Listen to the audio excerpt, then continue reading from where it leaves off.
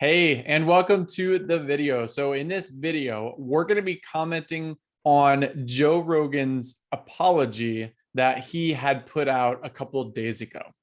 So if you have not seen the video, definitely go check out that video. It's on his Instagram. We're not going to play the full clip here. We're just going to go through a few things that he did well and a few things he could improve on for this.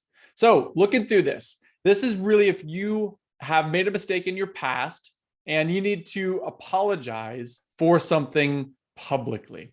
So we'll go ahead and break that down now. I got Peter and myself here. So let's go ahead and play the first few seconds of the clip, and we'll just start with this.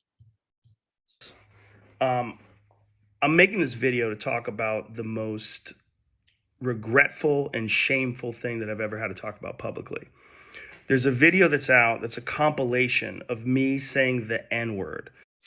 All right, and we'll go ahead and pause this here. So first up, one of the things that he did well with this was framing it and saying shameful and regretful. So it obviously reflects his emotional state of how he feels about the topic he's about to discuss.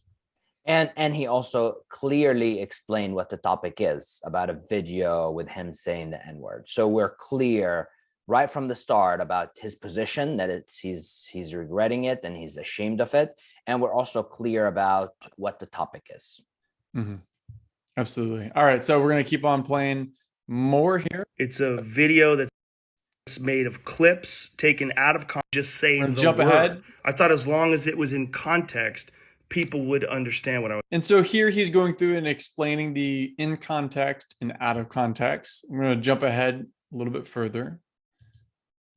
How Richard Pryor used it as one of the titles of one, ironically used it because he was trying, because it's a word where. And so he's going through a little bit more explaining in context versus out of context. And that's an area where we think there could be improvement. I think he spent a lot of time explaining in context versus out of context. I think it's unnecessary because later he says, whether it's in context or out of context, it was wrong of me to use. That's the point. If that's the point, then why are you explaining in context versus out of context? If I'm him, I would X this part because it takes away a little bit from his apology.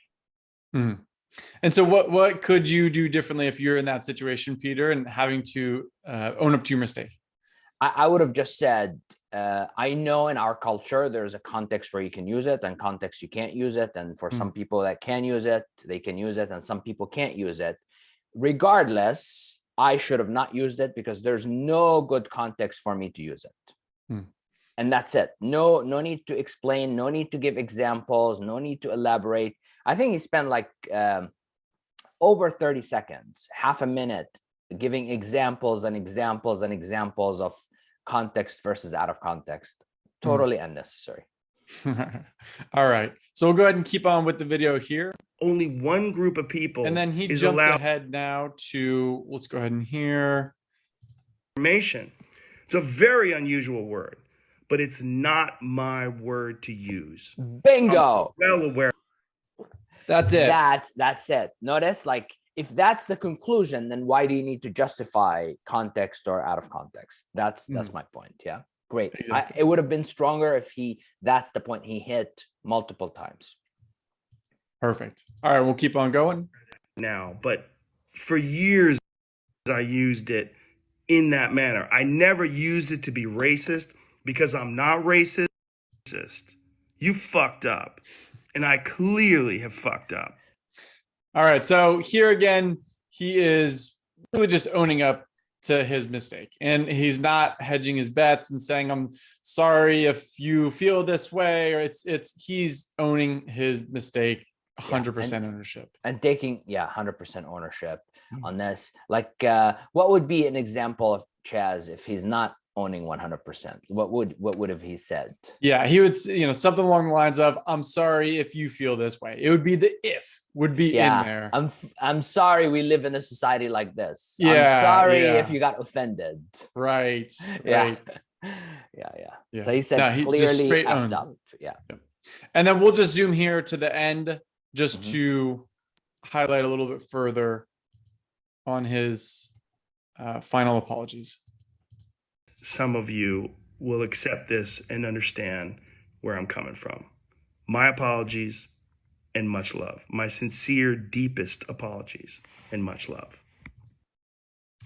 All right. And then just the final part there. So still really just owning that apology and standing by his apology, what he had done, and just taking ownership of it. Perfect. I would give this apology 9 out of 10. If he had just deleted the part about the justification of context, out of context kind of discussion, I would have given it 10 out of 10. Yeah.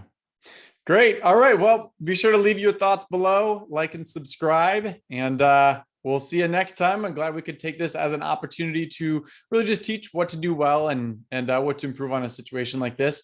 If you want to improve your communication skills, check out the link below, sign up for a class, and we'll see you then.